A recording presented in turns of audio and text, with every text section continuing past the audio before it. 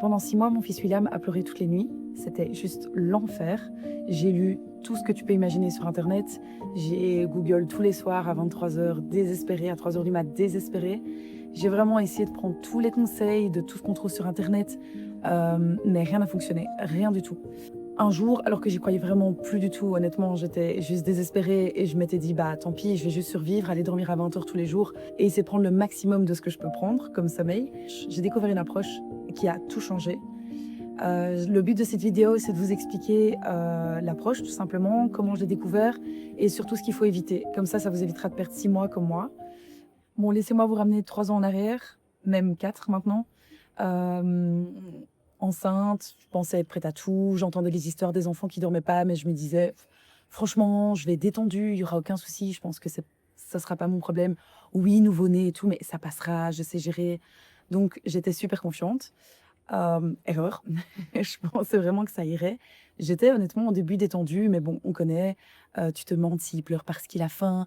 Il a peut-être des coliques. En plus, mon fils avait du reflux à l'époque, donc je mettais tout sur le compte du reflux. Je pensais que mon fils pleurait tout le temps parce qu'il avait du reflux. Donc, je lui donnais une excuse à chaque fois. Les réveils la nuit, c'était l'enfer. Quand je dis l'enfer, on était sur ouais, toutes les heures et demie, un truc comme ça. J'ai terminé avec lui dans mon lit. Je me réveillais, je lui donnais à boire, on se rendormait tous les deux. J'étais sur des nuits ouais, hyper hachées, donc voilà, heureusement, j'arrivais à me rendormir. J'étais tellement dans un mood où j'essayais même plus que j'avais abandonné et je faisais le minimum syndical pour, euh, pour le rendormir et je me rendormais aussitôt. Donc j'étais vraiment dans une spirale hyper négative. J'ai essayé longtemps, en fait, pendant des mois, j'ai essayé de tout ce qu'on me dit, ah oui, si vous faites un rituel, ça va passer, il y a aucun souci. Oui, j'ai fait le rituel, évidemment, on a toutes fait le rituel, on pense que ça va nous sauver. Un jour, j'avais mis une gigoteuse spéciale et je pensais que ça allait tout changer, ça n'a rien changé, évidemment. Donc voilà, j'ai vraiment tout tenté, jusqu'au jour où j'ai commencé à un peu mieux comprendre, en fait, ce qui se passait.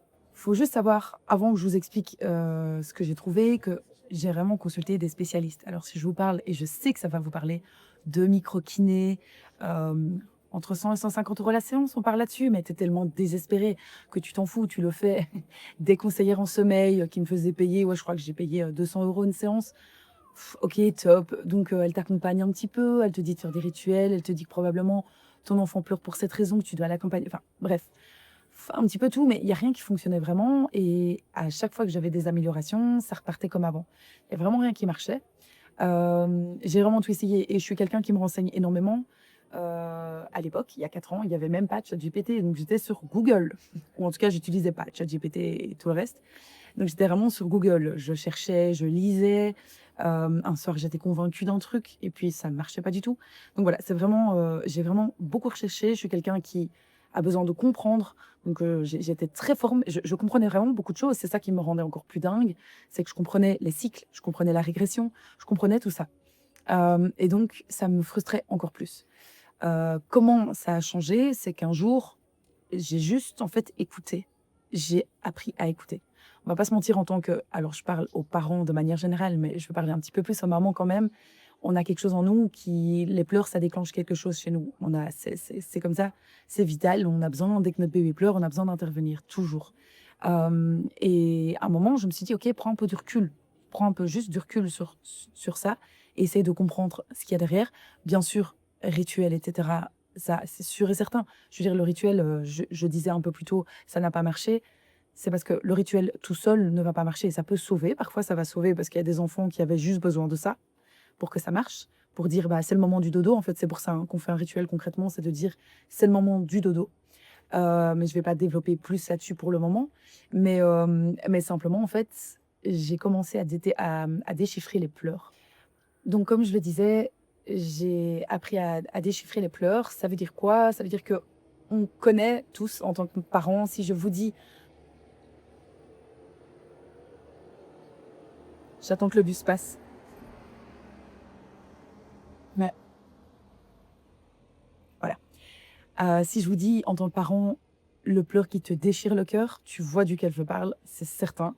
C'est de celui-là que je vais te parler, et des autres, fatalement. Les pleurs, on va dire un petit peu de les pleurs dont il a besoin, c'est des pleurs d'expression, on va appeler ça comme ça. Et donc en fait, je me suis rendu compte que, ouais, effectivement, il y avait différents pleurs. Il pleurait pas toujours de la même manière. Et la plupart du temps, j'arrivais. Alors parfois, c'était direct ces pleurs là où qui te déchirent le cœur, mais parfois pas du tout. Et donc j'ai commencé un petit peu à écouter et à réfléchir et mettre quelque chose en place. Comment c'est venu? Au début, j'ai un petit peu tâtonné. Et puis j'ai vraiment attaqué une méthode que j'ai mis en place en fait. Je me suis dit, ok, je me suis beaucoup renseignée, je vais un peu faire ma popote à moi avec ce que je sais et surtout avec ce que j'entends en fait. Et donc au début, les premiers jours, c'était un peu, je tâtonnais, mais je sentais il y avait une réception, enfin voilà, il y avait quelque chose qui se passait. Et c'est comme ça que j'ai créé ma méthode. Donc voilà, vraiment axée sur différentes choses qu'il faut mettre d'office en place, dont une qui est super importante juste avant le dodo, autre que le rituel dont on parle toujours à toutes les sauces, mais quelque chose qui est super important, et aussi comment on réagit. En fait, la façon dont on va réagir, c'est ça la clé.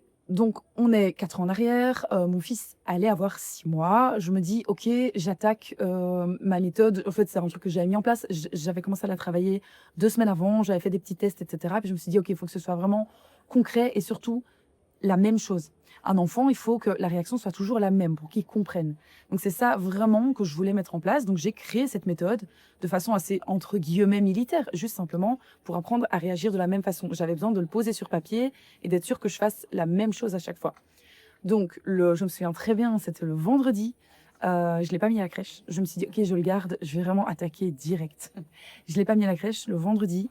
Et le lundi, j'avais dit, il ne viendra pas non plus. Donc je m'étais dit, ok, je me laisse 4 jours.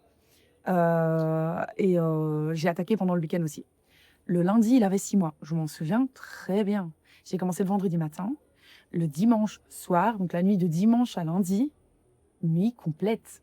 On partait, vraiment, on partait de la semaine, là, le mercredi, jeudi. On partait de vraiment 8-9 réveils. C'était l'enfer sur terre. Je ne l'avais jamais mis dans sa chambre. Il dormait dans mon lit. On n'avait plus de vie avec ni compagnon. Enfin, c'était vraiment n'importe quoi. On est parti de n'importe quoi avec des essais, hein, plein d'essais. J'ai tenté la chambre, j'ai tenté plein de choses. Mais en mettant cette méthode et toutes ces choses cumulées en place, j'ai vraiment réussi en 3 nuits. On parle de 3 nuits. Il m'a fait une nuit complète. Alors, il faut savoir que le bonheur, c'est qu'après, donc à 6 mois, je m'en souviens comme si c'était hier, 6 mois le lundi, il a commencé évidemment, il était mort. Il était crevé de tous les mois qu'il avait, où il n'avait pas dormi en fait. Et il était tellement crevé qu'il a fait des nuits, mais des nuits de rêve pendant vraiment des mois. Alors évidemment, là aujourd'hui, mon fils du coup, il a 4 ans aujourd'hui. Le deuxième a 2 ans. Et évidemment, qu'il y a eu des petites phases, bah oui, quand ils sont malades, des petites phases de rentrée d'école, etc. Donc il y a eu, mais aucune angoisse, plus aucune angoisse de tout ça, parce que je savais comment réagir. Donc ça a vraiment changé la dynamique, ça a changé mon approche et ça a changé ma vie, hein, concrètement. On va pas se mentir, le manque de sommeil. Alors déjà pour eux, parce qu'on va pas se mentir, on dit toujours oui, il faut réagir pour tout, il faut absolument répondre à tous leurs besoins. Évidemment qu'il faut répondre à leurs besoins, mais leurs besoins premiers, hein, leur besoin premier, c'est dormir. Si on veut qu'un enfant se développe correctement, il faut qu'il apprenne à dormir. Et alors mon bébé s'est transformé, il mangeait pas bien, mais comme du coup, il avait des horaires hyper fixes, comme il a commencé à bien dormir, bah, bêtement, je savais même pas dire sa première panade à quelle heure elle était, parce que ça ressemblait à rien. Il buvait son bibi à n'importe quelle heure, parce qu'il en avait déjà eu un à 4 heures du matin, donc ça ressemblait à rien. Et à partir de ça, tout a enchaîné. Il a mangé correctement ses panades, etc. Donc vraiment, il y a eu un game changer. Donc voilà, c'est vraiment la méthode qui a révolutionné ma vie, en tout cas, et mes nuits surtout. Alors tout ça, c'est bien beau, mais vous pourriez dire que c'était un coup de chance. Honnêtement, au début, je me suis dit: «OK, ça marche avec mon bébé, mais fine, ça va peut-être pas aussi bien marcher, avec le reste du monde». Et en fait, bah, évidemment, j'ai plein de copines, j'ai 35 ans, donc je suis dans l'âge où toutes mes copines ont des enfants et donc bah, il y en a 2-3 qui galéraient aussi. Je leur ai dit: «Bah, vas-y, viens, on teste». Je me suis un peu mis en mode coach de sommeil, avec ma méthode et quand j'ai vu que ça marchait, j'ai eu même des filles que je connaissais pas bien, via un copain, tout, qui m'avaient du coup envoyé un message parce qu'en fait, j'étais tellement contente et j'avais tellement envie d'aider les mamans un peu en mode au bout de leur vie et j'étais là: «Mais fais-moi confiance». Et je peux entendre les gens font pas confiance quand c'est pas effectivement leur pédiatre qui dit de faire ça et cetera. Mais moi, les pédiatres, j'en avais un peu marre aussi parce que chacun a leur avis. Ils ont pas de formation spéciale en sommeil, donc finalement, je préférais faire confiance à mon instinct Et mon instinct a payé du coup. Et mes copines, ben, ça a marché pour elles en fait. Et pour des personnes même que je ne connaissais pas bien, j'ai juste en fait donné ma méthode. Donc pourquoi je vous dis tout ça? Simplement parce que j'écris un petit e-book, donc pour aider en fait, bah, des personnes que je ne connais pas, hein, simplement. Donc j'ai un e-book où je donne cette méthode détaillée et aussi parce que, bah, sur ma chaîne YouTube, j'ai décidé de lancer une chaîne YouTube un petit peu pour décortiquer, bah, les problèmes qu'on connaît et cetera. Parce que, bah, je me suis formée du coup avec tout ça. Ça fait 4 ans et demi que je suis dedans, hein, parce que ça ne s'arrête pas après 6 mois et genre, voilà, plus rien et on n'en parle plus. Ça continue, je veux dire, même en tant que parent, il y a le sommeil, il y a plein de choses qui impactent le sommeil et donc j'ai envie aussi de partager ma vie en tant que maman, sur des sujets à chaque fois. Ici, voilà, c'était pour un peu expliquer comment j'en suis arrivée là et si vous voulez plus d'infos sur plein de choses, la régression des 4 mois, par exemple, parce que je sais que ça, c'est une galère pour beaucoup. Je l'ai connu aussi, bien que moi, ils ont jamais dormi. Donc la régression, je l'ai pas sentie de dingue.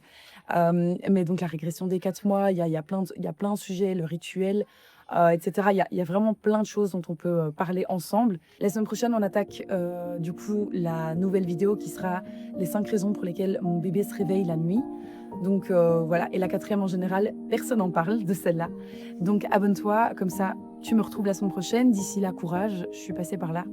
Et promis, promis, ça s'arrange et tu vas récupérer une vie.